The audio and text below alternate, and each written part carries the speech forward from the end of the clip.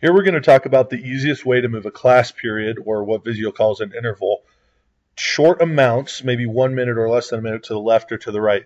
One way to move an interval is to click on the interval and click and drag it to the right or to the left, but that's obviously hard to move in small increments. So the easiest way that I've found is to click the right arrow button or the left arrow button on your keyboard. So I'm going to click the right arrow button, and you'll see that it moves up later 1 minute. I'm going to click the left arrow button, does the same thing. You'll notice that if you zoom in, so I'm holding control and scrolling up with my mouse, now my right and left arrow buttons do even less. They're moving even less than a minute. So it takes me about 3 right buttons before I get a minute down the timeline.